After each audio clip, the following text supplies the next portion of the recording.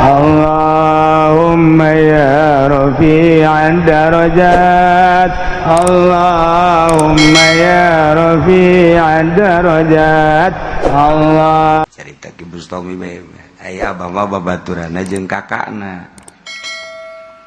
Ki Bustami madina lamun ka Ki Bustami titah ngiriman ku bapana datang dipanggul bae teh beas dah make celana pendeknya nanti deket ieu ti Cisantri ka Sekong datang ka jandela mana kakak ya biasa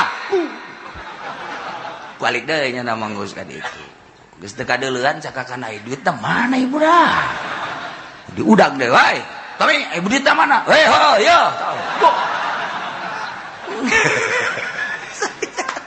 sia juga teh poho cak jana teh orang aja urunnya teh Ki Bustami kadira alakrab abah kakana aja Ki Bustami teh waktu harita kadenge saheng aju amprok di dieu ku abah di lalaga eta babacaan nu mana anu pake harita teh boh kiai masuk kitu entah nyaho babacaan anu mana dibacakeun tah moal dibacakeun ku aing direkam sia parang sangat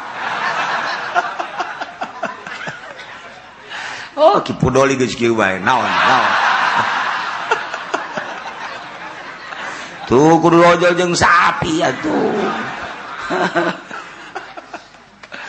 aja geus beres wah ulah sok dibaca sambarangan cak abah teh sok diturun-turunkeun kos kitu mah seuri we henteu cak kitu tuh eta lah aya babacaan jang perang mantak ke lamun perang atuh emang kumaha kitu kiai mah tuh tenang we sia tila kiai mah embung tila teu beres tuh kiai brengsek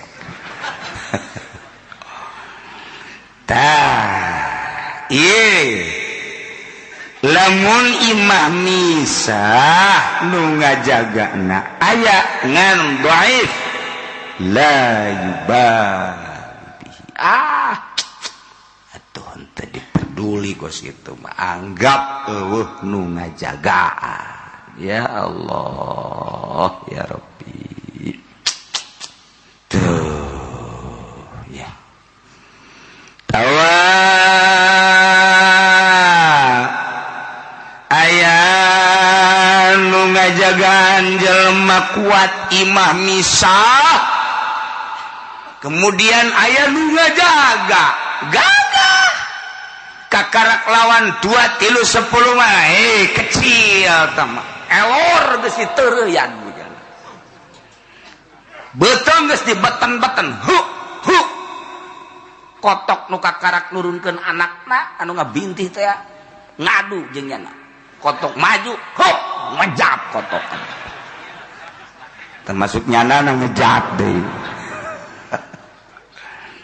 tah eta kos gitu tah ieu gagah ya Ki Bustami teh keur ngawirid eta tah ngawirid eta kagagahanana cak guruna teh ngajajal kagagahan lulus jeung teu lulusna namun orang ripai colok pan make jarum cek mun masih kene asup cabut lamun aya getihan kene can jadi colok cek make jarum namun cabut jarum geus getihan lulus berarti nu paling lulus bet colok jarum teu daek asup eta karak ripaina jadi eta lamun hiji ripai kos kitu hiji pede pernah puasa ripai colok ulah make jarumnya nama ulah luhur teuing jarum mah luhur teuing make bulu-bulu eta make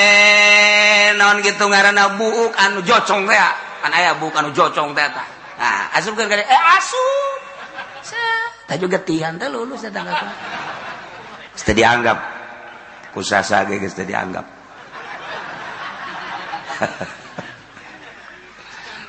nah Ki Bustami lain begitu tas kawirid eta nyobaanna cak guruna naik ka tangkal kalapat 12 meter ngaragakeun maneh ge bagus mah gitu naik ke tanggal kalapan jara mah lantan lenger ti leutik naik bae mah teh aing paeh-paeh hirup-hirup geus datang ka luhur ngaragakeun maneh beug bae ya teh naon tah ku yakinna ka ilmu sarua aja pede geger gitu ngawirid naik ke tanggal kalapan naik datang ka luhur nya embu ngaragakeun maneh endahan ngaladogan set kumaha datang ka kuari nu ngajadikeun satpam acan tah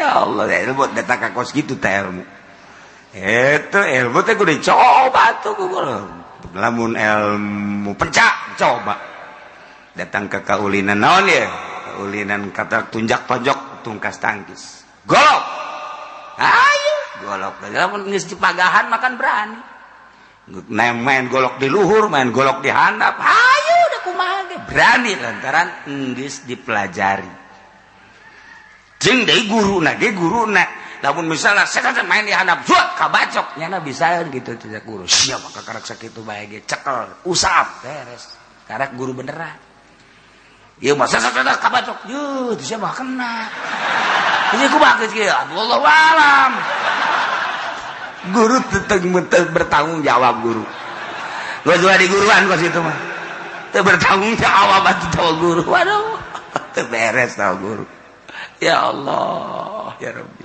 eta guru pencak kesaktian Indonesia ieu terketahui nu sabenerna mah zaman Belanda nya orang Belanda jarago orang Indonesia mah sebab orang Indonesia mah lamun eleh dihareupan di tukang dibongohnya nama awas aing eleh dihareup ayo sia iraha sia peureumna ku aing kadek sia blon kan kos kitu ngaranna tah eta orang Indonesia dah ieu aya nu ngajagana kuat nama kuat imah misah nu ngajagaanana ayat tur kuat cuman imun molor hees kita ngajagaan hees teh jadi eta lain lamun aya jelema nu ngajagaan imah aja dipaling nyanana hees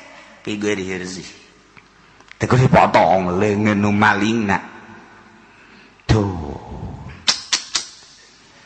atawa gagah nama kawiun naimun wawamu golakun itu lawangna ditutup dikunci nyanana sarua kuat hees tur dikunci sarua bae oh mau dibuka mah etalah wa illa fala jadi lamun aya maling ulah dihukumi sendiri laporkan kanu berwajib polisi bawalah ku polisi ke kejaksaan didinyalah mulai diperiksa keabsahanana iraha malingna di mana aya penjaga eueuh beurang teu peuting penjagana kumaha arak engke kanyawan engke diputus ku hakim oh pikeun hirzi berarti teh dipotong oh pihirzi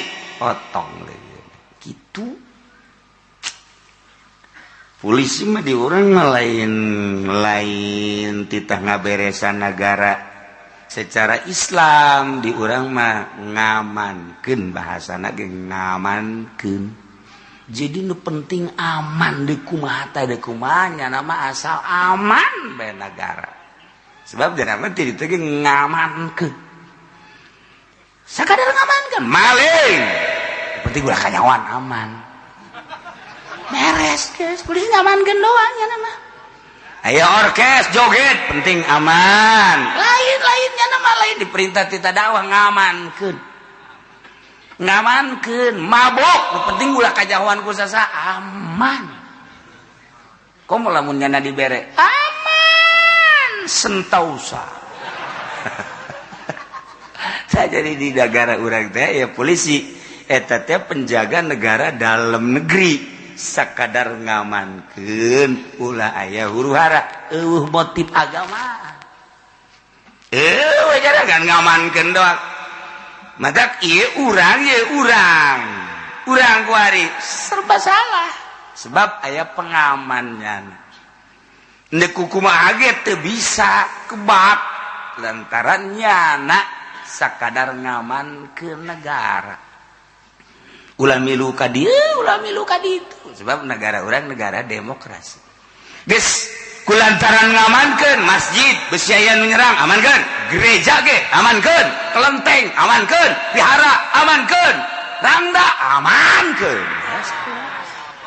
nu penting aman ini bahaya nih jahe nih kamu aman kan saya aman kan udah di rumah saya aja ya aman udah tadi penting aman eta negara urang geus kitu itu bisa diandalkan yang berjuang tuh bisa sakadar ngamankeun gitu di negara orang sarua abri ge mantap nu ngendalikeunana lamun nu ngendalikeunana atuh nasionalis milu nu ngendalikeunana di urang teh kitu komunis milu nu ngendalikeunana kapitalis milu nu ngendalikeunana muslim bakal ngilu sebab di henteu-henteu ge muslim mah aya kecenderungan bae ka agama lamun nu kuat selama ieu urang boga presiden teh ya kieu-kieu bae jadi napas agama na teh ka dieu ka ditu ketika Islam milu ka Islam ketika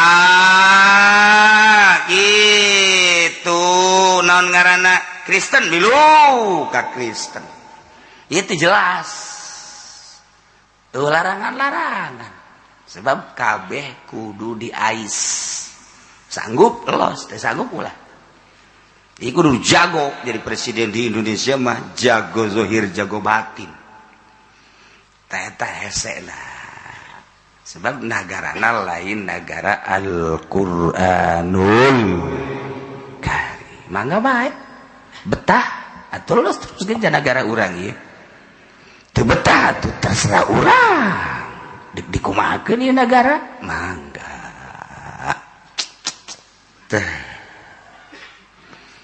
kumaha lamun imahna ngahiji wa muttasilatun hirzun ma'iglakihi wa hafizin walau naik lamun imah ngahiji perumahan narempel sama imah sabilik kuduaan imah RSS sama rumah sangat sempit ai imana anu kelas miliar batun teh di dieu beta kedaton imah teh atuh geus ngahiji hiji terus ka ditu Gading terus Kelapa Gading wae eta batu hiji-hiji tah nu meulina ge atuh nu baroga duit deui bae nya meulina ge teh hiji 2 3 nya meulina ge lah jang jualeun deui sarua bae ari kitu mah iman urang ngahiji sempit atawa lembur urang ngahiji ngan kuari mah lembur teh sanajan imah ngahiji kos misah jadi urang teh kuari geus berubah 180 derajat kamari ieu keur kula masih leutik keneh aya jelema nurunkeun kenteng salembur naikkeun kenteng salembur imah bisa dipindahkeun digotong salembur ngagotong imah di imah lagi mah kayu ieu bo inget bae imah da dipindahkeun jauh bangsa 10 meter digarotong ku masyarakat hiji 2 3 brek hiji 2 3 brek hiji pindahkeun kapindahkeun imah eta teh kunaon eta ku bersatuna sumur hiji ku kabehan warungnya salembur teh paling hiji paling 2 warung salembur hiji paling 2 eta teh kos kari itu sarapuk jelema teh sarapuk masyaallah nikmat sarapuk urang dia ngaranna Cilongok Ciwaru, urang kidul Gardu tuh jalan jauh kan ti dieu ka ditu. Di ditu aya anu endeu kabangun imah naikeun kenteng. Masyaallah lillahi taala. Allahu akbar. Kadari teu milu. Nurunkeun kenteng sarua bae. Masang reng geus teu kudu make hese-hese. Asal dibere ukuranana bae mantak nyaho baheula ka ukuran eta ge reng lantaran pernah nyaksian. Tinggal nyieun bae eta make awit hese-hese tata ukuran sakieu asal dikitukeun sret tadinya prok sret prok kitu nyaho teh baheula. Keletik sok naleukeun we jaheuh masyaallah eta kebersamaan imah jarau silih jaga tapi kuari imah nempel saling curiga imah nempel saling curiga imah deket saling curiga boro-boro jeung deung-deungeun kakak adik saling curiga boro-boro kakak adik salaki jeung pamajikan silih curiga goblok teh coba so pamajikan ada teu beunang nyimpen duit salah sok leungit bae orang salakina deui sarua mun nyimpen duit teu menang sambarangan leungit bae horeng pamajikanana akibat tina silih paling otomatis silih curiga geus teu nyaman teh hirup kos kitu tah teu nyaman teh hirup. Kura ge urang Aisyah imah mah tuh bebeja kak tadi kula jogot duit sabaraha duit tah aya 1000 2000 bag balanja oh masalah isuk nyokot deui 1000 2000 masalah giliran bae nyokot da 500.000 tuh bebeja kakak leungit duit sabaraha 500.000 ih gaho kayak sabulan leungit deui bebeja di 1 juta jaga ka leungit ih gaho meunang be 4 bulan meuli emas. Cek salah kira Aisyah balik emas. Iya tuh milik mah diatur ku Allah. Beula. Nggak dalil. Sia teh orang Lampung.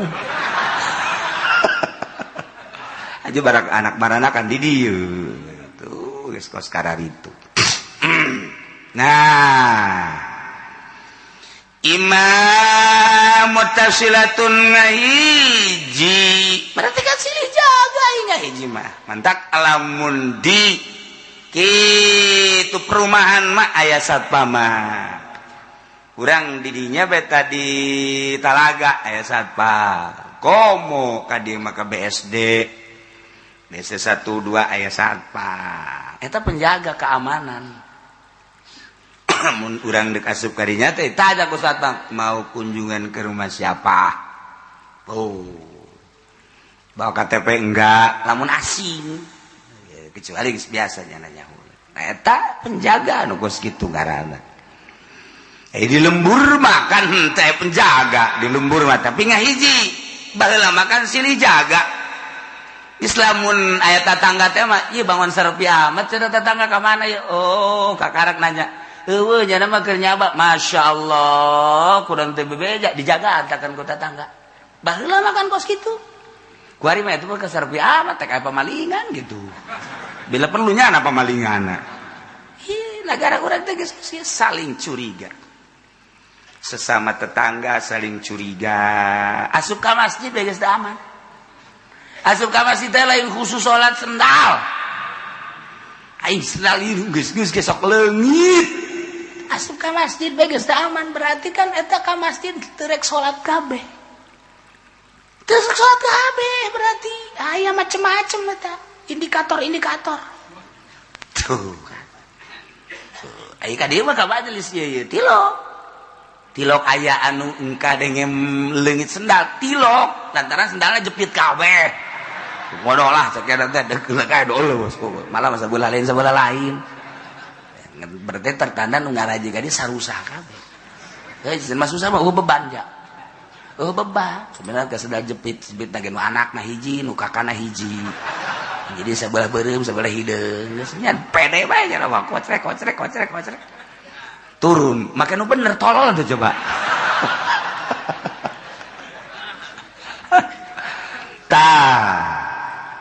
Imah hiji muttasilah.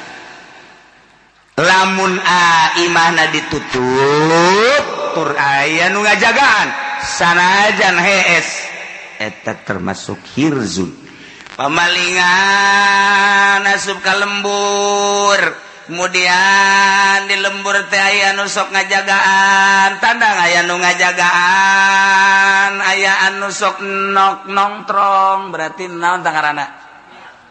Hah? Ronda. Aya nu ngaronda nongkrong tok. Oh, berarti giliran RT anu ronda, eta anu ngarondaan ge eta termasuk penjaga. Imah dikunci nu ronda aya kabeneran aya pamalingan asup ka hiji imah atuh papinter-pinter bae jeung pamalingan nu ronda ka ditu pamalingan ka dieu nu ronda ka dieu pamalingan ka ditu atuh kitu kitu bae geus tah giliran nu ronda mah kitu nu ronda mah nyaho-nyaho dangdeur sabaris eueuh bae cak nu boga dangdeur teh aing mah maning teh di rondaan budak dangdeur aing eta do ronda eta pagaweanan jadi orang teh mah tuh pagar makan tanaman cak ronda teh sabira dangdeur teu embe-embe acan kitu ngomongna deui geus tah ieu pamalingan asup ka lembur padahal aya nu ronda berarti pihir sih namun benang potong leungeunna sanajan nu rondana hees walau na ibu wa ma fatihi wa naumihi garu hirzin lailan lamun imana ngai jadi lembur tur aya nu ngajagaan ronda ngan dibuka imanan teh ditutup teh dikunci. Iya termasuk lain pihir imah ti penting mah kudu dikunci bae tutup wa kada harus gitu kaya berang tetep bae ari urangna lengah mah atuh asup bae pamalingan kuari mah pamalingan ti berang los jelema karyawan di ka pabrik dikaluarkeun motor ka hareupeun kontrakan atawa ka hareupeun imana kemudian dipanaskan jatuhkan pamalingan ngintip bae motor geus panas eta karyawan nyokot pet heula ka jero atawa ieu helm sempet ka jero doang helm geus aya di meja tengah kaluar deui keluar motor pamalingan ya cek palingan geus panas motor mantep ya sakena ieu geus dipanaskeun ku nu boga atuh tiga sedur bae tinggal nu boga bener hoi cak pamalingan dadah hoi berbaik bari pamalingan kos gitu ibu-ibu atau bapak-bapak zop ka Indomaret zop lah 10 menit gen teu jaba balanjana ge lah sapira aya hiji perkara nu dibeli keluar motor geus eueuh pamalingan teh ti beurang ku ari masyaallah geus teh isin-isin maling ti beurang geus teh sieun-sieun maling teh ti beurang deres tama urusanana motor kolektor keur parkir di sisi sawah diasupkeun bae ku jara ngan eta hebat pamalingan nu boga kolektor kan kali itu ka imah kunyana biasa deui dihirupeun heula pacak babaturanana we emang kolektor kana padahal maling eta bisaan eta niru-niru nu boga kolektor ini duduk atau ditaranya ku babaturan ge. Atuh memang can balik, can heulanan dia tanggung kan geus ari itu depuakeun ka mobil jangan teh. Kadinya nu bogana ai kolektor ai gau. Tadi sana dudut aing mah dudut di mana? Ing kedar. Ceker sugan teh pamam. Tuh coba ku coba. Halalin terjasa. Ya Allah ya Rabbi. Deres keneh tamah maling motor di Indomaret maling motor keur dipanaskeun kitu keneh mobil deres DPR mah di meja maling di meja nya mah PNS mah make birokrasi maling teh teu ararisieun ka rakyat dereslah rakyat mah Allah mah sami'un alim sami'un basir neleukeun nyana hei dedi cak Allah mun dedi teh mah dah neraka sia eta didelekeun ku Allah teh isina. Masya Allah kan. Atuh nu aya imanan anu isi ge nu imanan mah tuh justru jadi DPR teh hayang kietana. Hendak teu wauh we lajeng masyarakat, embung ka pangijeng masyarakat. Naon sebabna? Sebab nyana boga salah. Lamun nyana teu boga salah jeung masyarakat ngahiji biasa. Kulantaran nyana boga salah asa didelekeun bae ku masyarakat tarolah keur jeung Allah mah teu.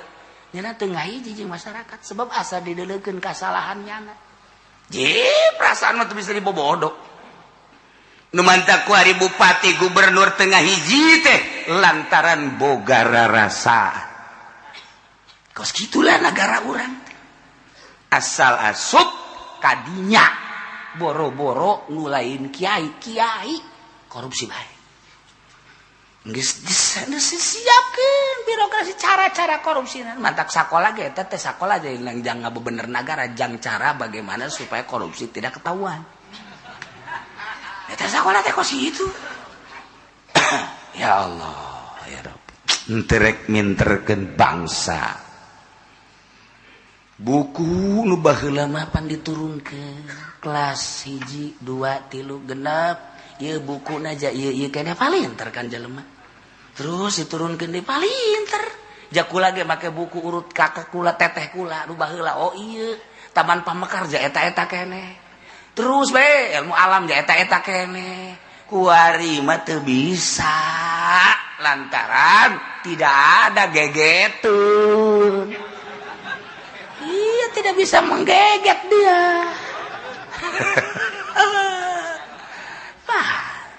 Entar minter gitu. Masya Allah. Kos gitulah bentuk negara urang betah. Aduh masalah. Ima kerja kita doang. Lah cenah kitu kudu dicaritakeun. Emang kunaon? Geus leuwih nyawa kula ai kitu ona. Ai itu kula masa kelumit bae tu pinteran ente kos kitu mah. Jaing yang disia. Ieu negara urang. Ieu keur carita pamalingan. Itu bongan aya babna bab maling. Koreng urang kabehan pamalingan. Asal jadi pemerintah berarti jadi pamalingan. Jadi polisi raja mali, abri mbahna mali. Pancen kiai kitu amat, itu nyaho aing. Nyaho jasa ka polisi lamun dibukakeun bahwa cara-cara malingnya nyaho. Moal. Tidak boleh dong. Membongkar aib seseorang enggak boleh. Abri atuh nyaho jasa aja malingna.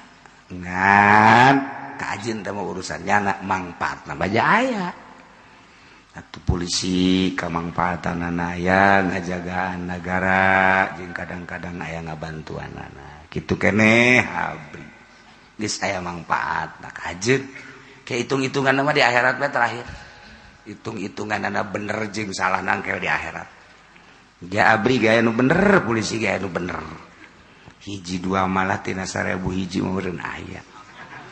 Loba amat lagi situlah pokoknya.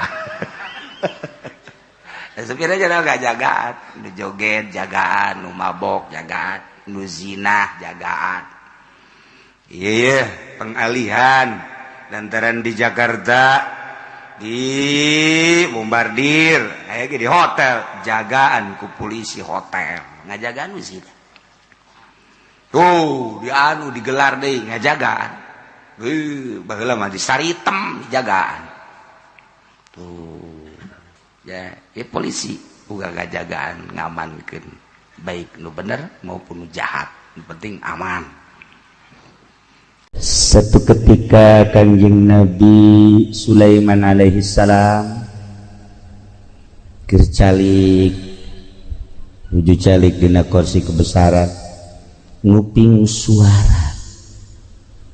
suara nu ka kupingna, aduh berat amat,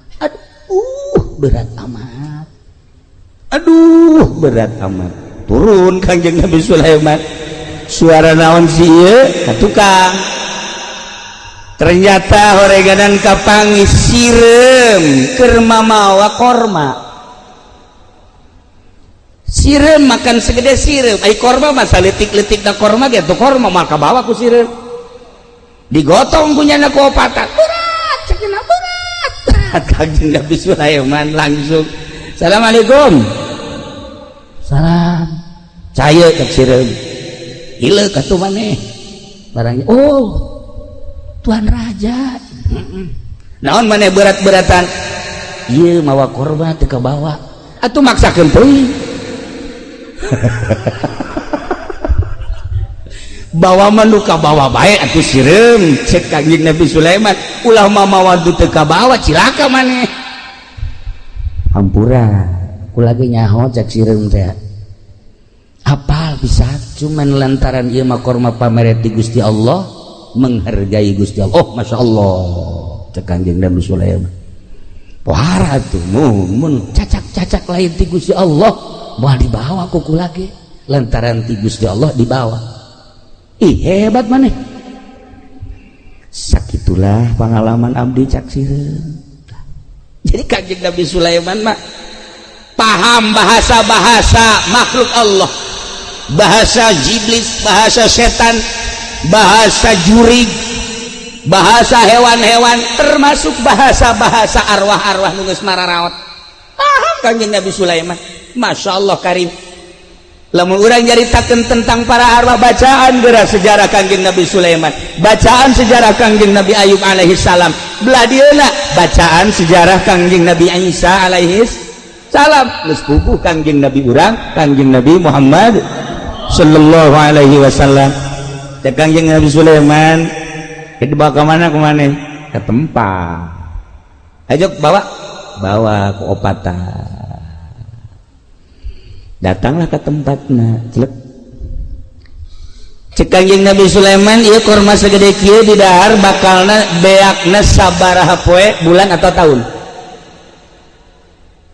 can pernah nggak dahar korma segede kieu janu geus mah paling ge sangu paling ge bubuahan ge lah urut si kolot dahar nyeklek eta kukula mah dibawa teh paling sapoe dua poe tilu poe seep hari ieu mah segede kieu mah wallahu a'lam beureun sabulan atau 2 bulan kumaha seepna we mah tungguan di dieu bawakeun ku Kanjeng Nabi Sulaiman korma hiji gede beulah plek diasupkeun ka botol maneh opatan tah kuarima ieu diasupkeun ka botol na ieu korma ieu daharan ku maneh sok budak saseepna engkel mun beak bade jadi ka kaula beak sabulan beak 2 bulan beak satahun geus maneh teu kudu usaha dibere deui nuhun cek sireum nuhun asupkeun ka botol langsung nyana cara ricik opatan di botol teu di dahar ngan diisep setik bade mana lapar henteu lapar mah teu di dahar asal lapar setik disesep di sabulan ditinggali ku Kanjeng Nabi Sulaiman kok terobah sih masih utuh keneh bae tigali deui ku Kanjeng Nabi Sulaiman teh sebulan kemudian 2 bulan 3 jauhan terobah-robah geus 3 bulan nah ditanya ku Kanjeng Nabi Sulaiman sireum hari ieu korma ti aing kok terobah sih hampura tuan raja kula teu wani ngadahar pan ayo korma nu kamari mah ku kula didahar ieu moal didahar naon bedana ari korma nu itu mah meunang ngadoa ti Gusti Allah kula usaha dibere ku Gusti Allah pamere Gusti Allah nikmat luar biasa ari ieu mah ti anjeun lantaran anjeun sanajan raja tur nabi rasul deui tetep makhluk kayakinan kula mah lain ka makhluk jaka Gusti Allah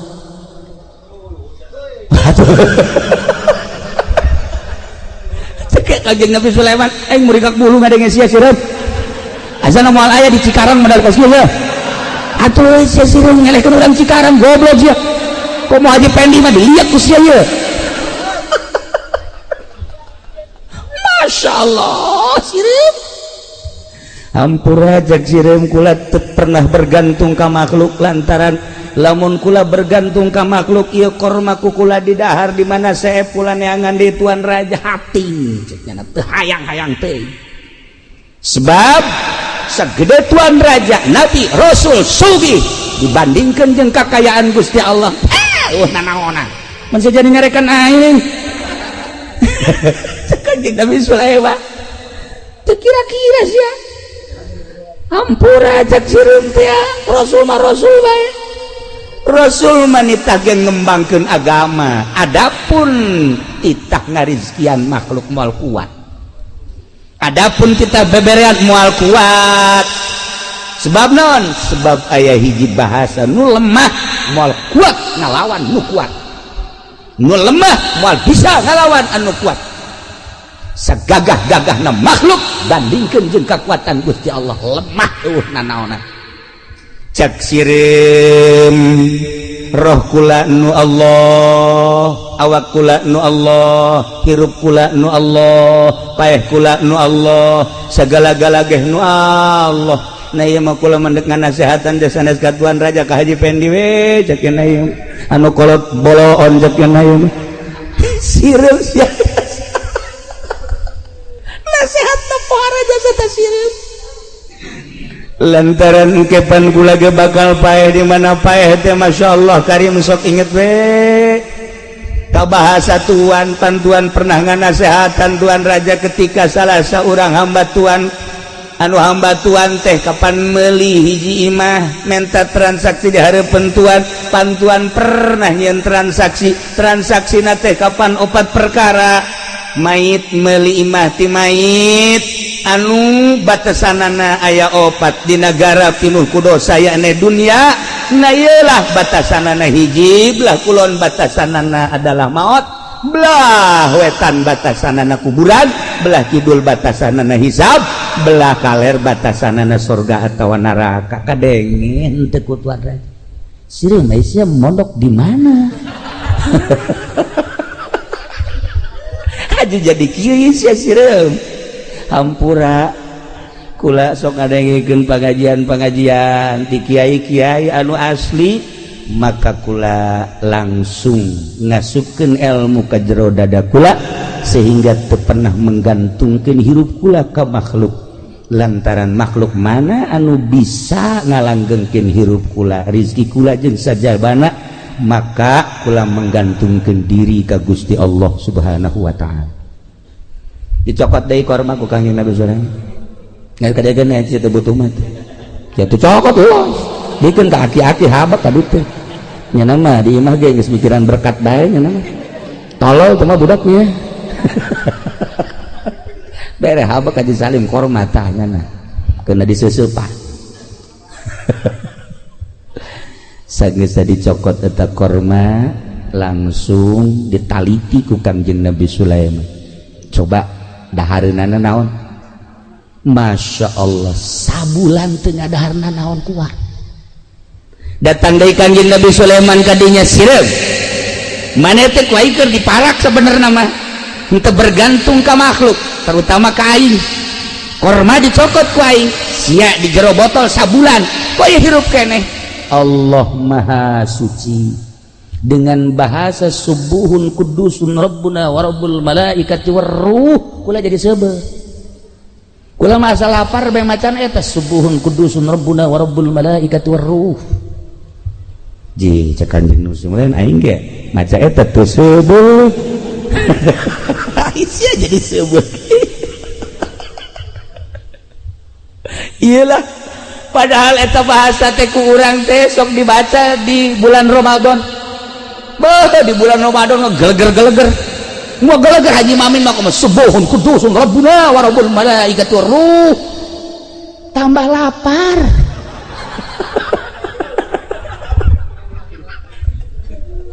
iya kari eta bahasa subuhun kudusun rabbuna wa rabbul malaikati waruh rabbuna wa rabbul malaikat dibaca ku urang pangaruh bahkan meureun tambah lapar tambah gering baca ku para solihin dampakna beda baca ku para aulia Allah dampakna beda komo dibaca ku para nabi-nabi Allah subuhun kudusun rabbuna wa rabbul malaikat lain bahasa letik-letik subuhun maha suci Allah, kudusun maha bersih Allah, Rabbuna pangeran abdi sadaya, wa rabbul malaikah jeung pangeran para malaikat, waruh jeung pangeran ruh, bahkan ruh di manaan ku malaikat Jibril sakapeung waktu.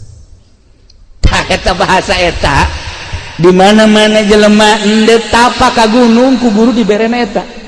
Babacaanana subuhun kudusun rabbuna wa rabbul malaikati ruh.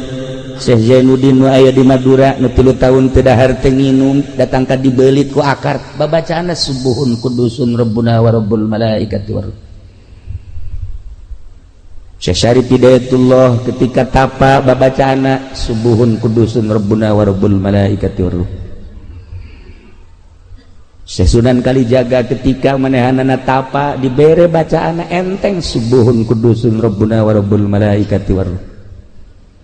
Jadi pendit apa subuhun kudusun rupae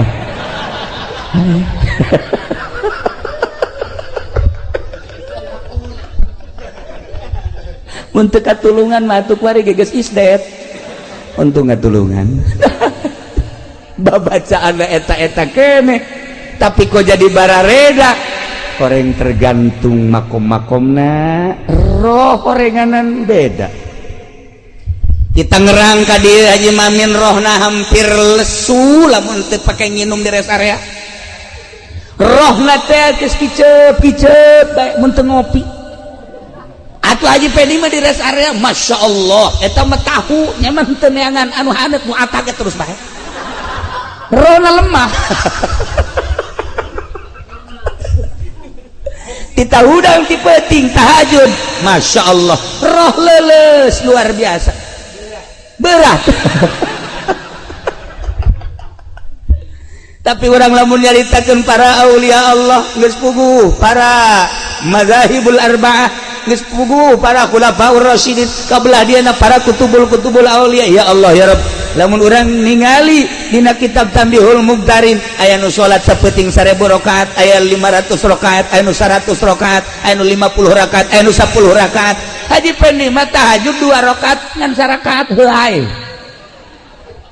Niatna mah rakaat ini Allahu Akbar ngan 1 rakaat geus leng-lengan. Ya aing di gunung apa di darat tuh sebenarnya. Ya Allah ya Rabbi, roh urang teu tertata. Roh urang teh teu tertata. Nah, nu mantak cek Said seorang sahabat naros Abu Ubaidah anu alhamdulillah kaula pernah jeung Haji Salim ka Yordan ziarah ka Abu Ubaidah. Masya Allah di Yordan jauh luar biasa, datang ka ditu terasa panggih jeung sahabat. Begitu ngumpulkeun duit jang kuncena birigidik embung isin cekina mun kula narima duit isin ka sahabat Abu Ubaidah mah anti nya makana duit mah nya kudu narima kula. Ya Allah ya Rabbi, bandingkeun coba jeung di Banten, ayo coba, atau di Karawang. Syukuro embungeun dibere duit hese mere duit teh di makom Abu Ubaidah hese mere duit. Kami geus ngumpulkeun duit, ya Allah sahanu daekna ye dikeun ka ieu embung sakitu geus lobana eta duit dibikeun di luar ge hampir arerembungan. Isin sahabat mah teu maot ceknya kami ditinggalikeun ku sahabat, kami mah hayang urusan sahabat teh hayang dipika cinta we ku sahabat, hayang babarengan jaga di akhirat. Kami mah daratang ka dieu teh ningali nonton muzarah teh ieu teh sarua pada ngadoakeun embung dibere hese dibere duit. Ya Allah ya Rabb, kunaon aya di urang encan jarah geus dikepruk-kepruk. Oh, kuncen aya ku sawe. Nya pernah jadi kuncen eta. Ayo keur carita perbandingan di ditu jeung di dieu. Ya Allah ya Rabb, meurigak bulu urang. Nah, cek Abu Ubaidah naon urang ditanyakeun, kunaon urang ieu embung paeh? Iya coba bari teh beca. Cek Abu Ubaidah, babari jawabna, kunaon? Lantaran maneh ngabangun dunia. Ketika nu dibangun dunia atuh maneh kana dunia ka akhirat embung. Tapi ketika orang ngabangun akhirat atuh teu betah di dunia. Pasti ka ditu bae. Urang ngabangun sekolahan atuh hayang cicing di sekolahan bae. Urang ngabangun masjid atuh hayang cicing di masjid bae. Urang ngabangun imah atuh hayang cicing di imah bae. Urang kawin jeung nu ngora atuh hayang di ditu bae. Atuh kitu bae sih cak Abu Ubaidah hese-hese teuing sih. urang ngabangun kontrakan atuh aya di dinya bae. Nah ketika urang ngabangun akhirat pasti roh urang hayang ka akhirat. Masya Allah kaharti urang bangun akhirat supaya roh urang teh terus we ka akhirat. Sok ge bangun akhirat. Cara ngabangun akhirat fasilitas nu dibikeun ku Gusti Allah ka urang. Sugih jeung embung-embungan ge sugih mah bakal sugih bae. Sanajan urang merontah yang sugih, susah mah susah bae. Hayu kajen kumaha ge. Jelema di modalan baheula dagang 100 juta ku bapana, menang 2 bulan utang 100 juta. Anu kumaha coba hayu? Bagian sugih mah teu bae. Aya deui jelema di modalan kukula ieu bae nya, aya urang seberang cerik di modalan ngan seukur 500.000, wari geus boga jongkona loba. Sekian 12 tahun atau 15 tahun ka tukang. Masya Allah luar biasa. Ayo saya bagian sugi matsugi bae fasilitas nu aya nu dibikeun ka urang segala-galana kudu ditarima. Sugih nang Allah, susah nang Allah, sehat nang Allah, susah nang Allah, gering nang Allah dan lain-lain sebagainya nang Allah kudu tumarima. Naon pamere Allah fasilitas etalah nu kudu digunakeun pake nyebrang ti dunya ka akhirat. Sakitu sok gerage. Mata ketika Kangjeng Nabi Ibrahim alaihi salam diangkat jadi Khalilullah, protes kabeh. Protes. Kangjeng Nabi Ibrahim teh kapan tukang nyuguhan tamunya. Antara Suriah Mesir dijieun pos-pos pedagang-pedagang melewati pos jana kudu dahar bae. Antara Suriah Mekah nyieun pos-pos paranti nyuguhan. Moal bisa nyuguhan atau pangkat Haji Pendi mah. Jajangnya lagi hararese. Atupan sugih berarti Kanjeng Nabi Sulaiman umat bisa nyuguhan teh. Nah lamun hayang nyaho kasugihan Kanjeng Nabi Ibrahim gitu. Kasugihan Kanjeng Nabi Ibrahim heulanan anu tertera dina riwayat embena nu aya di gunung 15.000 embe. Eta nu aya di gunung 15.000 embe. Onta 15.000 onta. Sapi 15.000 sapi. Sugan urang mah Kanjeng Nabi Ibrahim teh susah. Sugih. Mata ya ada mas nyuguhan, ndek pakai nyuguhan naon ai susah. Ndek pakai nyuguhan. Assalamualaikum Haji Pendi. Waalaikumsalam. Nya kula candahar sarua jeung aing. Ndek kumaha nyuguhanana.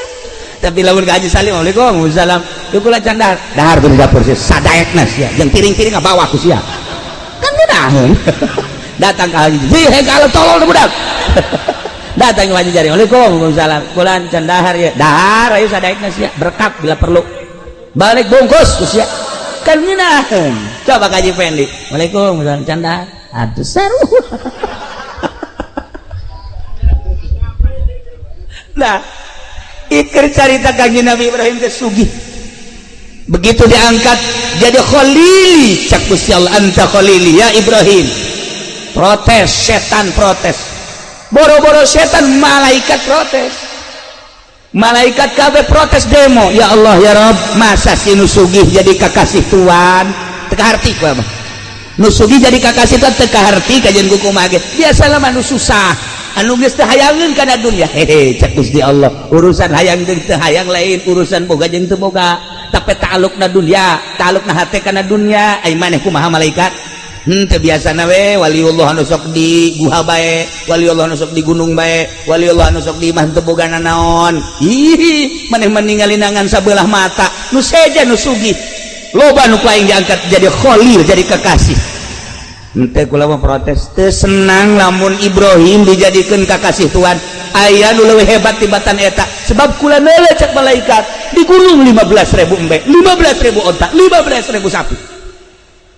Jibril cek Gusti Allah, nun Gusti cek kakholilan Ibrahim cek kemana mangga Gusti. Datangkan Nabi malaikat Jibril alaihissalam ngarupa manusia pas Kangjeng Nabi Ibrahim keur mujurna di gunung Maraban, ilu Maraban zahira daun hatena Allah Allah Allah Allah Allah Allah. Haji Pendi mah pandagang teh zahiron wa batinan. Gaji Nabi Ibrahim atur ente pernah dihitung sama nu hitungannya batur, ente pernah nikah hayang batur sama Kangjeng Ibrahim aya kumaha Gusti Allah. Teu jawab Kangjeng Nabi. Assalamualaikum. Waalaikumsalam. Nah, anjeun di mana ya? Abdi hamba Gusti. Hati mana? Hamba Gusti we. Naon ka dieu? Subuhun kudusun rabbuna wa rabbul malaikati war ruh. Lain deui mah ieu. Lain deui aya naon ieu? Kula mah sakieu hungkul ieu embe jumlahna cek masyarakat nu nyaho 15.000. Kula hayang seperti luna bae. Cokot. Cek Kanjeng Nabi Ibrahim cokot. Cokot berarti mana yang 5.000 bawa kabeh 5.000 ayat tukang ngangona hadam 5.000 embe gerak bikin tak ke jelema ieu malaikat Jibril pohara we wakadi ditongton ku malaikat kan ditongton ku malaikat Masya Allah malaikat geus gitu ya Allah orang mementa boro-boro menta karung 1.000 ka Haji Pendi menta 5 bae kudu mayar bae can orang gratis cicing enak deui cek Kanjeng Nabi Ibrahim asana kula lamun 5.000 mah ieu encan cukup lantaran susuguh kula luar biasa tamuna subuhun kudusun rabbuna wa rabbul malaikati war ruh hayang sabaraha deui hayang 5.000 deui bae hadap 5.000 deui bikeun kanyana cak kadang atuh Tuhan ul tugas ulah bohong sia mah titah ku aing bikeun cak hadam ambo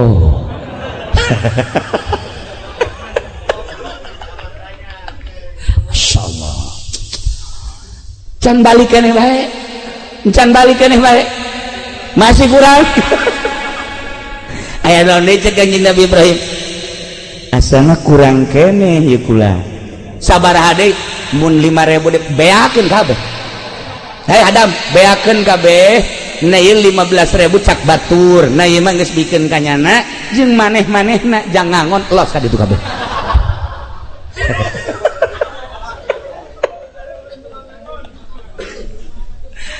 geus cek Kanjeng Nabi Ibrahim teh jeung bea ka teh ieu embena 15.000 gecak batur kemudian teh tukang ngangona hayang hiji hayang dua hayang tilu loba keneh tukang ngangona sok bikin ka ditu kabeh tinggal malaikat Jibril we pan aing mah malaikat ieu bedek dikuwahakeun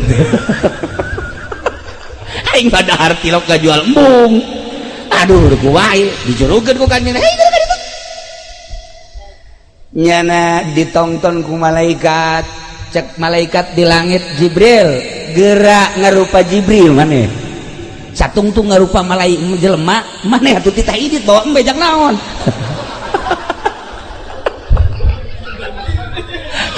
oke cek malaikat Jibril aing geus mau embe ka mana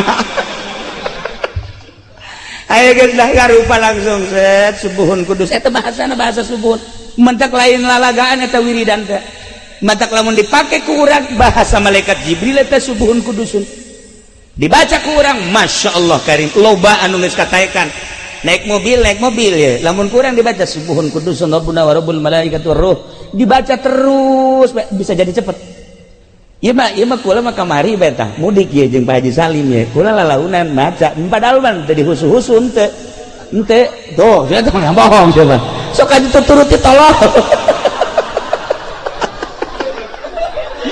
ya nage hareranan barang datang ke Garut nasa sih ke Garut cuma 2 jam aneh nah itu teh dicoba padahal man teh dihusu-husu ngan inget bae ka abah almarhum jadiahan bae subuhun kudusun rabbuna wa rabbul malaikati subuhun kudus Masya Allah set dipikir-pikir reureun bae di rest area kebal jasa di rest area jah Haji Maminah yang ngabasoh heula nya mah rohna lemah jasa sarua aja Haji Pendi pohara tah mah mun teu dibasohan teu datang ke Garut tapi sakitu lilana saja malawi kok masih cepat baik nah bahasa malaikat Jibril subuhun kudusun rabbuna wa rabbul malaikati war ruh nyana langsung ngarupa malaikat kaget Kanjeng Nabi mana anta anjeun sebenarnya saha Jibril Masya Allah maksudna kula diutus ku Gusti Allah titah ngecek kakholilan anjeun lantaran ketika Allah ngangkat derajat ke anjeun sebagai khalilullah malaikat kabeh protes kusugihna anjeun, termasuk makhluk-makhluk Allah di dunia kusugihna anjeun protes henteu setuju dengan derajat kekhalilan. Allah ngutus kula untuk mengecek, ternyata henteu diengkekeun mental 5.000 tah 5.000 tah 10.000 tah, ternyata malaikat kabeh kuari geus ngohekeun bahwa anjeun teh berpangkat khalilullah. Cek Nabi Ibrahim teu perlu ku makhluk kula, makhluk mah sanajan malaikat dek percaya dek henteu, nu penting mah kula mah jeung Allah batu. Kitulah jelema luhur. Ya Allah ya Rabb, lamun urang nyaritakeun seputar jelema luhur, kapan manusia teh aya 3 tahap, aya hayawani, aya ruhbani, aya rabbani. Ketika manusia berpangkat hayawani cara urang, ibadah teh hiji kudu make baju bagus bae, 2 kudu loba jelema bae, katilu lamun teh amah teu hayang kalem teu cumpon bae, teu bedek berjamaah bae haji pendi maka masjid, hei dak aya berjamaah ayo aing imamna bae.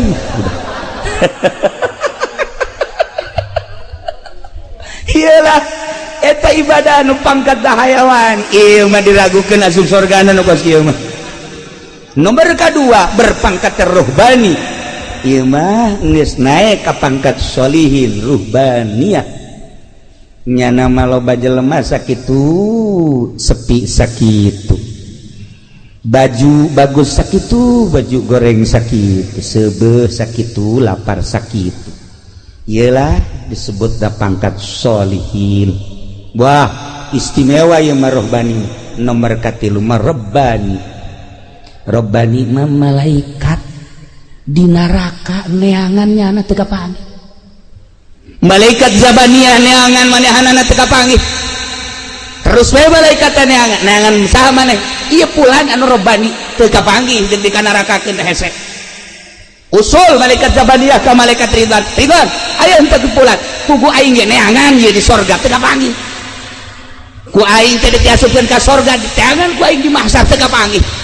Ahli neraka malaikat neangan nyana teu kapanggih, ahli sorga asli sorga malaikat ridwan neangan nyana teu kapanggih. Di mana kasih jelema usulnya lah ka Gusti Allah, ya Allah ya Rabb ieu catatanana geus aya di dieu tah jelema mah, tapi ieu di neraka eueuh di sorga eueuh di mana ayana? Cek Gusti Allah panjenengan mah pangkat teh Rabbani atuh kumaha aing bae sia. Urusan ada tuh mah aing bae. Eta matak aya di Jakarta toko Rabbani cangcut malulu. Teu beres ka Jakarta. Nah iyalah saha nu pangkat Rabbani, kutub Rabbani wal arifus samadani, para aulia Allah, Syekh Abu Hasan As-Sadili, Syekh Abdul Salam Al-Masyish, Syekh Abdul Qadir Al-Jailani diurang, para aulia Allah nu diangkat jadi kutubul aulia, pangkatna wal arifus samadani Rabbani. Heseun malaikat di neraka neangannyana, heseun malaikat di sorga neangannyana, kapanggih bebejak ka Gusti Allah, cak Gusti Allah jalema teu hayangeun neraka, teu embungeun neraka, teu hayangeun sorga, hayang ge jeung aing atuh keur jeung aing bae kumaha aing nya. Masya Allah. Nah ieu urang cerita seputar ruh urang aya di mana, apakah di hayawani, apakah di rohbani, apakah di robbani, apa di rohbani. Deres kene masih hayawani, hayang kalem ge masih kene susuitan nya nandek salat ge. Susuit salat. Eta mah nandek salat susuitan tolol. Hayang kanyawan ku tatangga pablon. Nah, deres kene lah masih kene salat kene bae sanajan ka neraka ke wayahna mah dicabut ieu. Tetapi lamun enggeus kafir, musyrik, munafik, geus teu mangakui kanuhun diri urang ieu nu cilaka jasa. Para jamaah kaum muslimin wal muslimat rahimakumullah, lamun urang nyaritakeun seputar ruh atuh pan aya parantina jang urusan roh, urusan awak mah gering dokter, urusan ruhani gering atuh kiai mana cenah atuh ka ditu ka kiai Golkar coba sih ada tuh atuh urang bego kudu salah naon sih ieu roh ku ura gering ieu aing geus sarua cek nya nonton bola bae bareng atuh di dieu tuh. Gitulah para jamaah aya bagian-bagianana moal melenceng ka jeung kumaha ge ahlina aya bagian ruhani anu nyahunnya na roh ieu mah kieu roh ieu mah kieu insyaallah aya jasa anu nyahun nu mantak teu sembarangan mursyid mere wiridan teh ieu mah cukup sholawat ge sholawat ieu mun cara obat cukup ku bodrek cukup ku prokol cukup ku naon deui kitu ngaranna dan lain-lain obat warung lah engke geus rada kronis nah karak naik engke ka dokter gitulah ahli ruhani. Jadi kesimpulanna nama awak urang mah jasad ketika roh geus kaluar digotong dikubur seminggu 2 minggu buka ku urang getih nana geus eueuh nanaon sebulan 2 bulan tulang taleng geus eueuh hargaan nu kuari di mama-mama di buya-buya esuk pageto mah dilatungan nukuari di komandan isuk pageto hiledan nukuari di poles kurang boh awewe memuak ke mimiti putih koneng hidung wah para jasa isuk pageto beak pokona mah kajen kumaha jadi kebanggaan ayeuna ludes di jero kubur ruh urang anu baheula Allah nyarios wa nafakhtu fihi mir ruh mantak aslina awak urang aslina jasad urang mah lain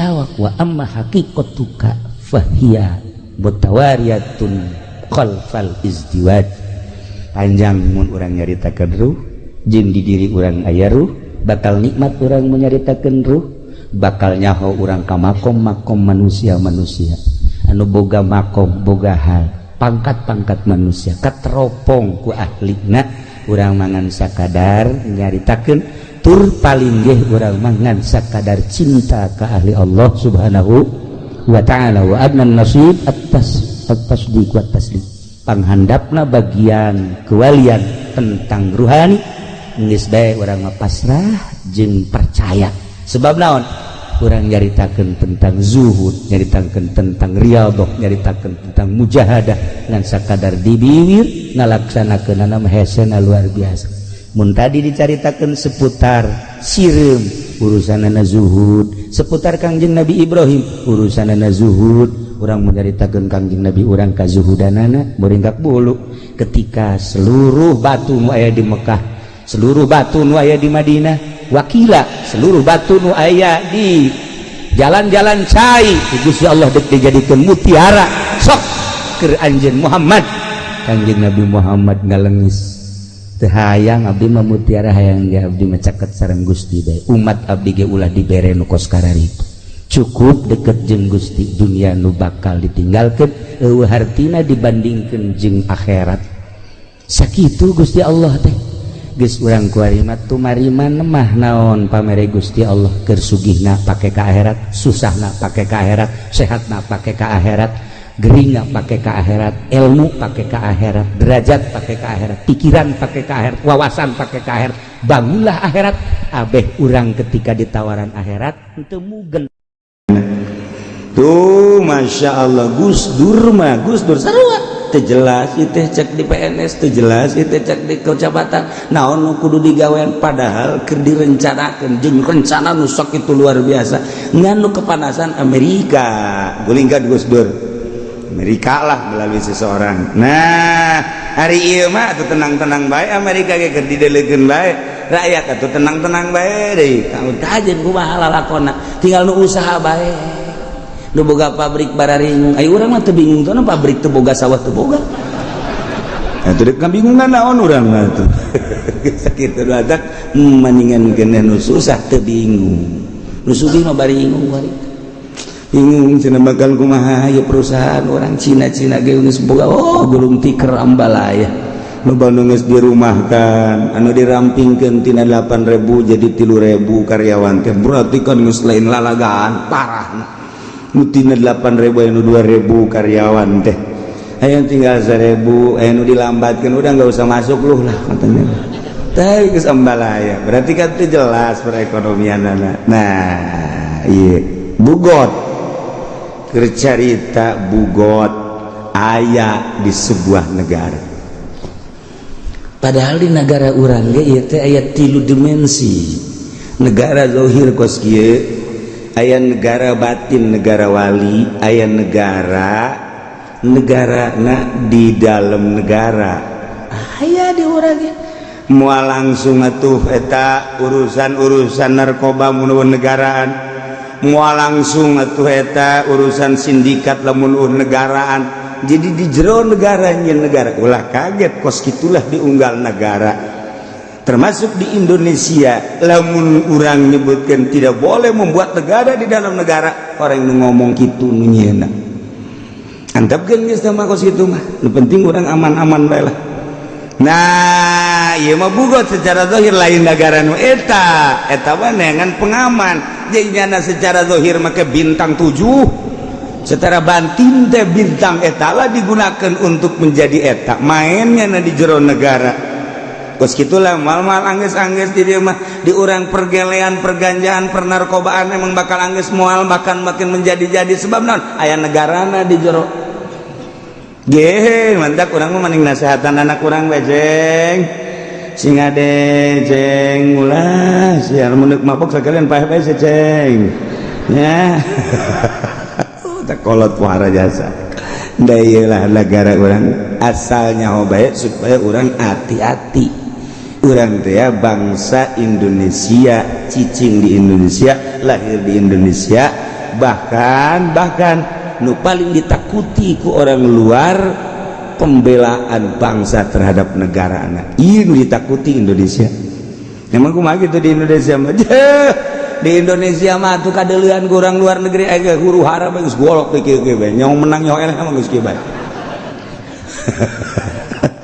Indonesia hebat biasa ya di Papua itu lamun urang teh ditahan beak ujianan tapi ditahan demi kebangsaan persatuan umat ulah sampai huru hara sebab naon lain Papua nu bergerak bendera nu berkibar bendera Israel ieu nu dijeuleuh ku urang beuk bari di Papua lain sakadar eta nu terjadi unggal kabupaten terjadi ekses masa sih orang terpancing hantap sebab mayoritasnya Kristen ngan orang memohon ke pemerintah ndet datang ke Iraha Papua di urusanana tinggal segitu doang ke pemerintah teh walaupun mayoritas tapi unggal kabupaten aya musliman aya mukminan di dinya teh kuat deui lain lalagaan lain saeutik jeung lain kakarak eta anu terjadi penganiayaan terhadap muslim di Papua mendak sebab terjadi eta urang kapancing ulah babari deuk ngajegurkeun mah tetapi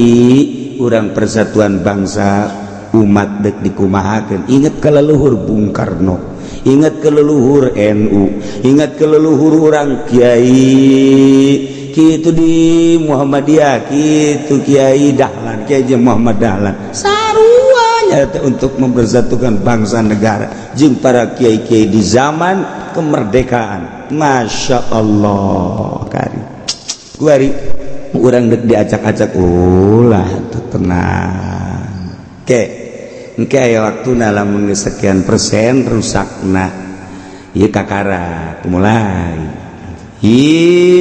atuh mustika Bung Karno ge aya keneh nu mantang engke ge aya deui kamari ge aya Soekarno urang dinya teh tapi teu gagah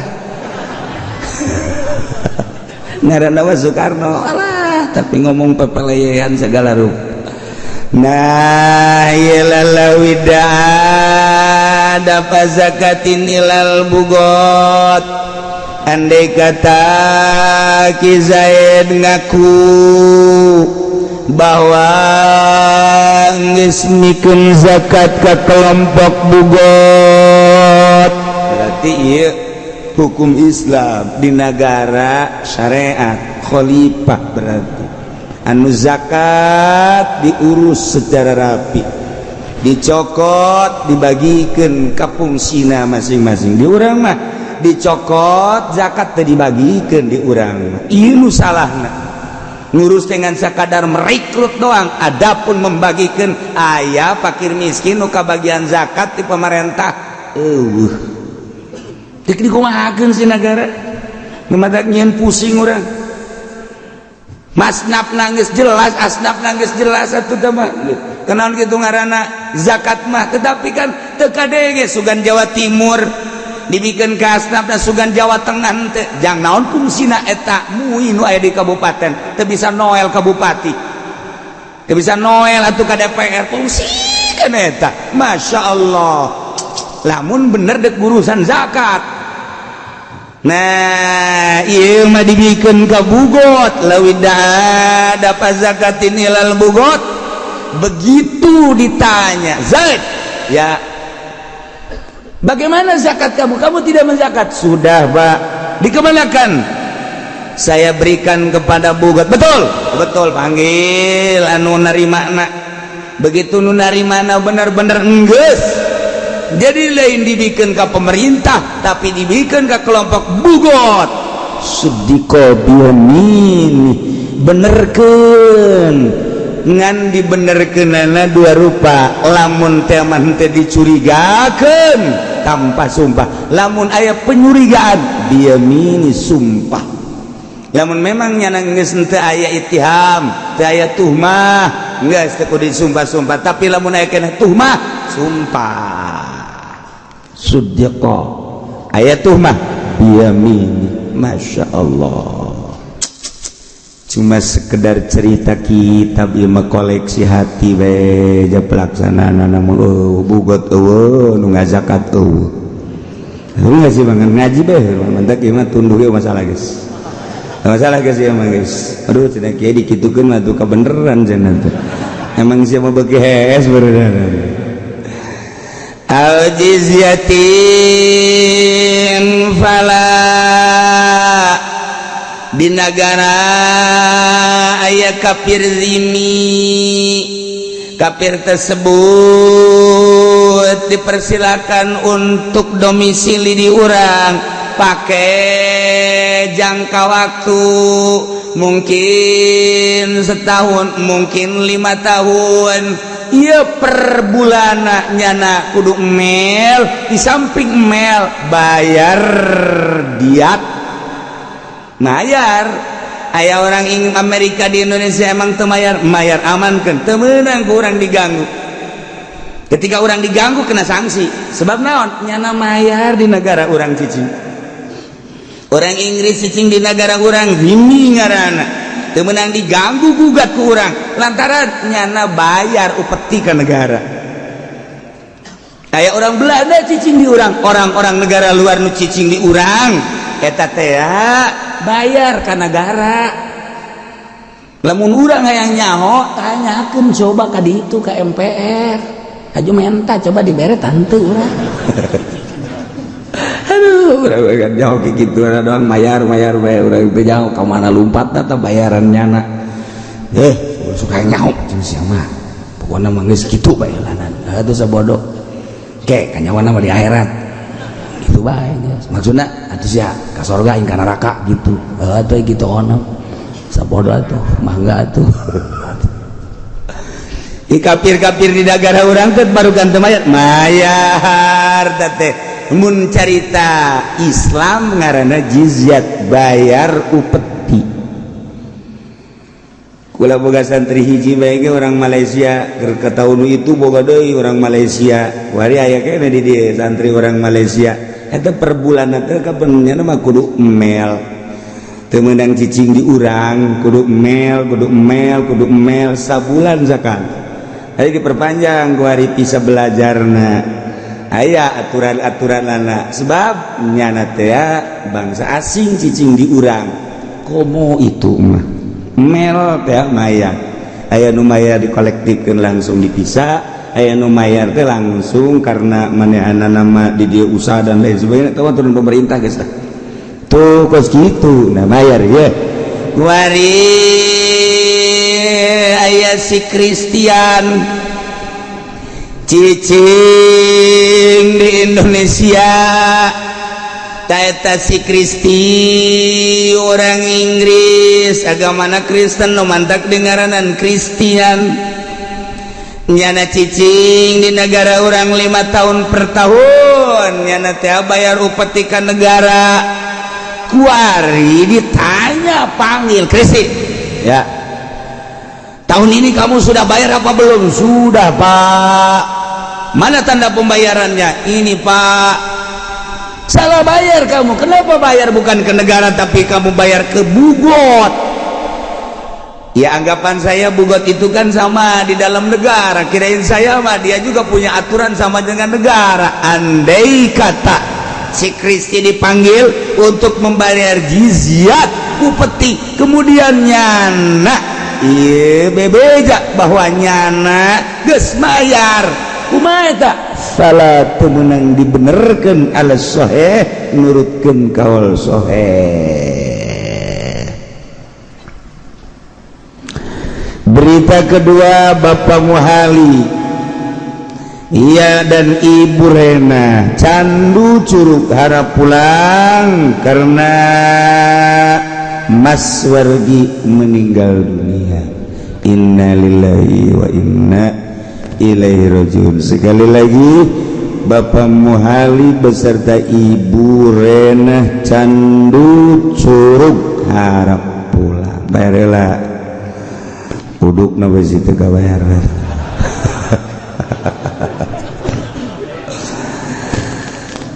Andai kata pemerintah negara Bapak Kristi supaya bayar dia, ternyata pengakuannya nangis mayarna dibikin kabugot, fala yusaddaku temenang dibenarkan ala sahih.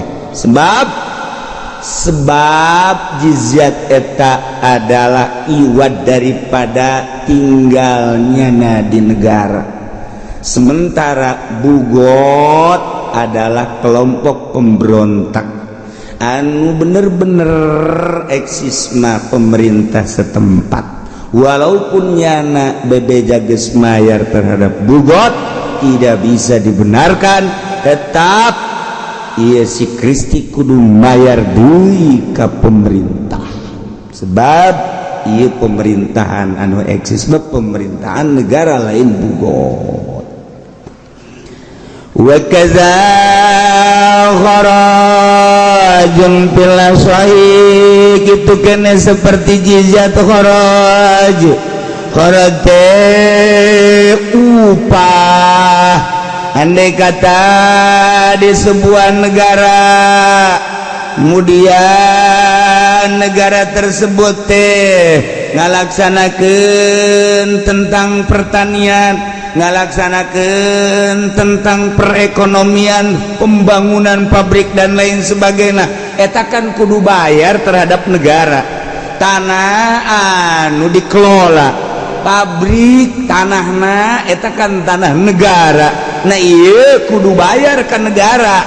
Kuari hasil tanah tersebut ditanya ke pemerintah, atau pajak tersebut ditanya ke pemerintah, padahal pajak batu benang iya jizyat kharaj hasil bumi. Nah kan ari pajak mah tetep pesa gitu, ari hasil mah kharaj mah lain.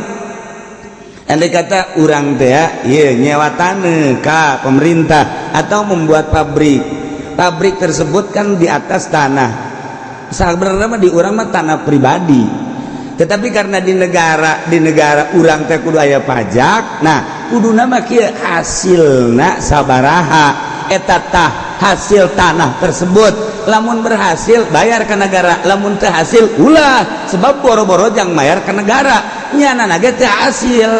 Ieu kan kaharti ku otak urang mun make aturan syariat. Tetapi kan di negara orang masih ada hasil deh, kita tetap aja malah bayar bae ka negara. Iyalah nu teu meunangna. Lamun pas kitu mah masalah. Urang teh tani, kemudian aya hasilna.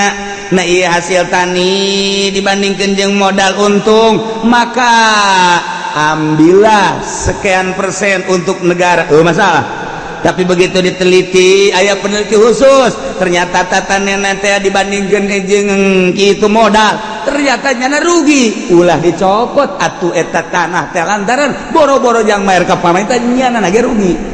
Kan ngeunah henteu ka otak urang tiis perasaan. Jeung AC mah tiisan eta. Tapi kan tidak mau tahu negara. Nu mantak negara mah bangkrut. Nah, ira di mana ya negara bangkrut, moal aya nu bangkrut rakyat. Mantak lamun negara teu bisa ngabangun eta mah negara pangoplo-oplona. bangkrut. Nah pabrik bisa bangkrut tapi bayar pajak mah terus baik. Tanah bisa gambung kurang tuh bisa ditatanian kurang tetapi bayar pajak mah per tahun pan terus baik. Urang tetani pajak terus, orang tani hasil tahun teh pajak mah terus baik. Kuari batela ge pajak mah terus baik. Kan eta tanu oplo mampus itu tah. Geus kajen lah tanggung oplo geus jangan geus. Tetapi atuh bangunkeun atuh nu jelas pajak teh tah. Di APBD teh ka mana mestina ieu mah jalan amburadul tukang endog pareupeus. Ini masalah. Nah, ada ku bangkrut, nah negara mah di mana ya bangkrut dan negara rakyat nu bangkrut mah. Sebab naon tekanan terus baik. Oh, bayar pajak.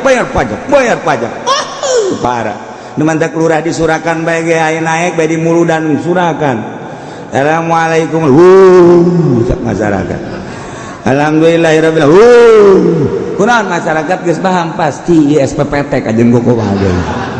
Mantak masyarakat bupati boro-boro masyarakat bupati naik bae. Assalamualaikum warahmatullahi wabarakatuh. Tapi lamun sesuai mah moal mal dihuhu. Moal masyarakat ke boga etika atuh. Ieu teh melampiaskan uneg-uneg ka bupati lantaran teu akur ieu antara panyokotan pajak jeung pembangunanana. Mentak asal naik bae. Asal naik bae. Asal 5 tahun ka hareup mah dadung bisa masyarakat teh. Eta kula mah asa ngadengekeun di mana bae. Asal lurah naik bae masyarakat. Camat bae naik assalamualaikum lam itu mah lain ngajawab sama sinis. Kunaon eta henteu aya di hate sebab naon ditipu masyarakat ku seorang camat padahal mah camat mah ngan sakadar melaksanakeun teu salah teu naon camat mah program anu salah kos kitu camat basa pira tujuanna mangalaksanakeun apa adanya teu salah tapi masyarakat geus nyalahkeun bae ka camat ulah teu meunang nya mangan setengah salah nageja.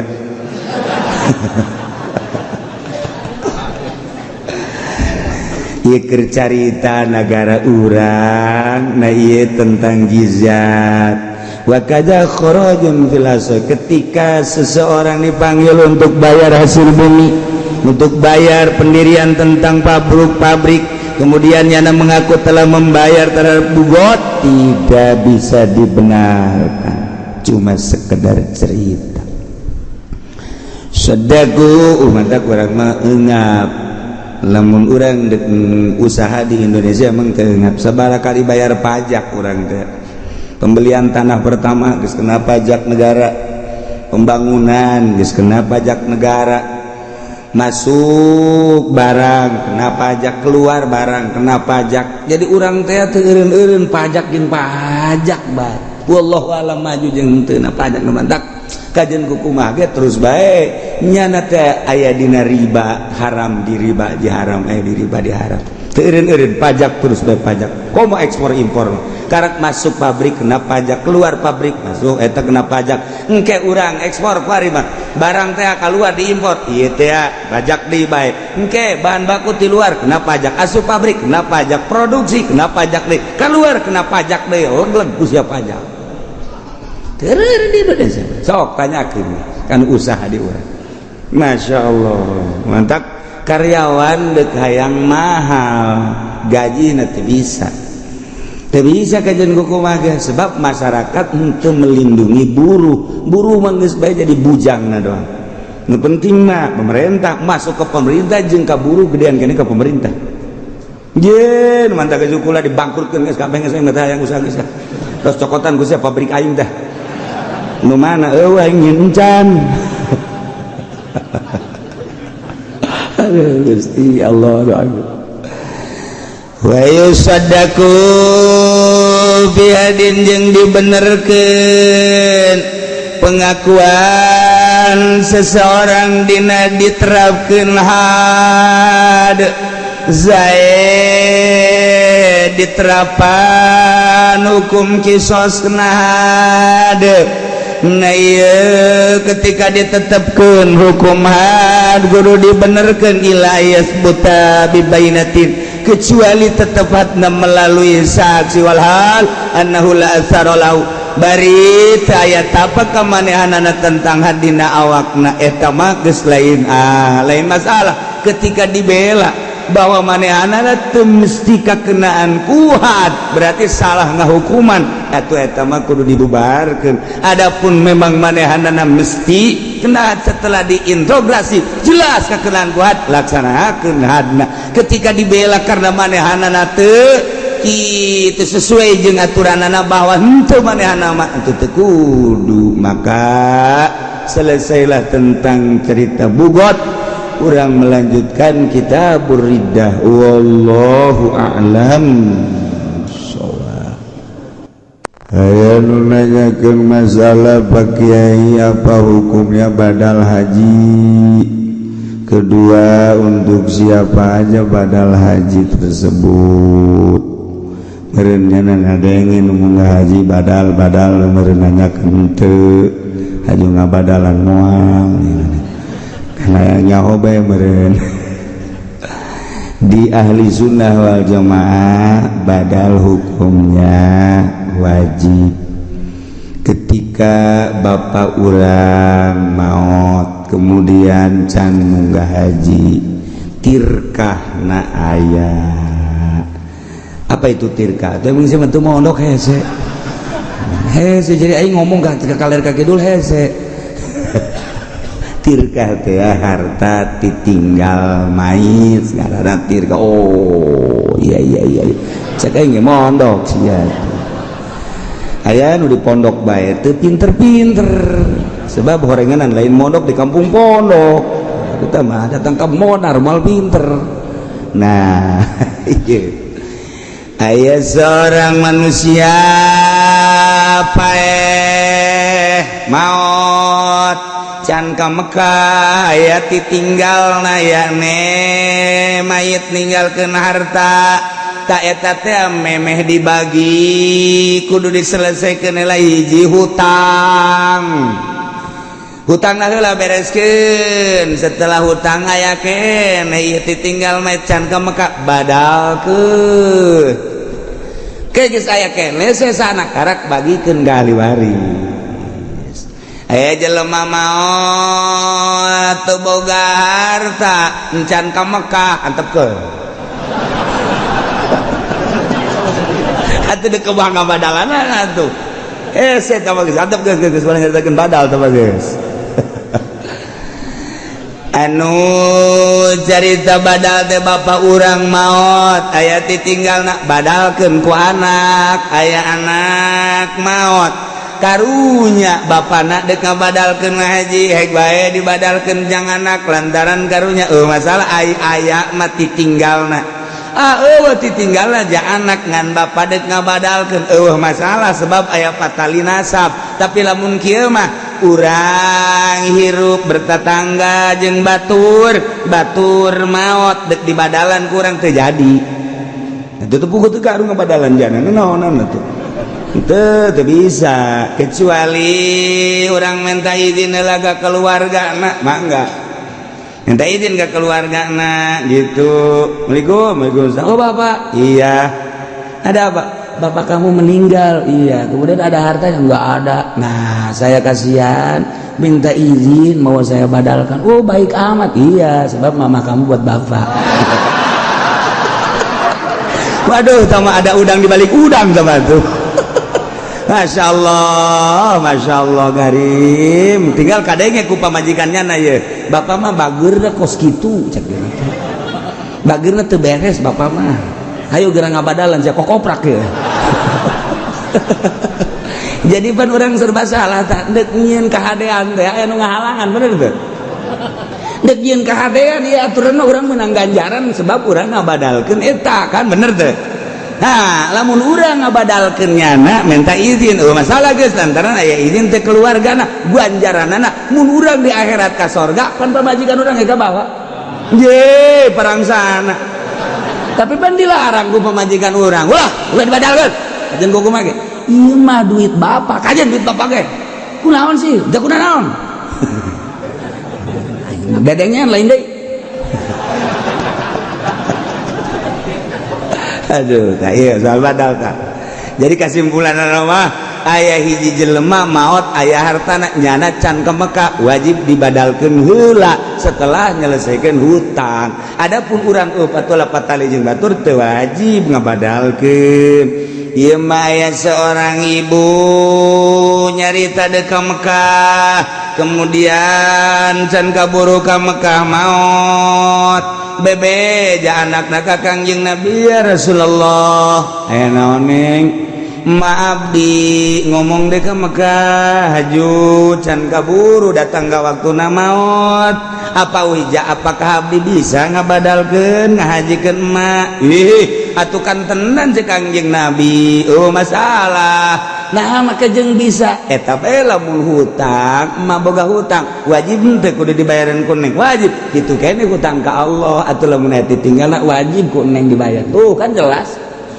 Sakumaha lamun bapa maneh emak maneh boga hutang wajib teu cek Kangjeng Nabi dibayar ku maneh wajib atuh ieu ge sarua hutang ka Gusti Allah lantaran nyana can ka Mekah atuh pek bae badalkeun ku ning gak ditu itu masalah yo Abi Muhammadiyah mah teu wajib cek Muhammadiyah ai urusan jeung jelema mapan eta mah jelas ai urusan jeung Allah mah nya Allah ngahutangkeun kitu Muhammadiyah mah geus lah ulah loba omong Muhammadiyah geus lah siapa tuh maca hadis barudanan oh aya cenah macana Bukhari tapi eta Bukhari pan eta hadisna tapi teu dipake ku cenah kumaha ngartikeunana meureun tuh nu mentak teu boga silsilah cenah mah Bukhari nu boga silsilah mah urang ahli sunnah wal jamaah mentak ngaji Bukhari ngaji Muslim Sunan Nabi Daud Ibnu Majah kudu boga guru engke urang dibere silsilahna nah sanadna urang disahat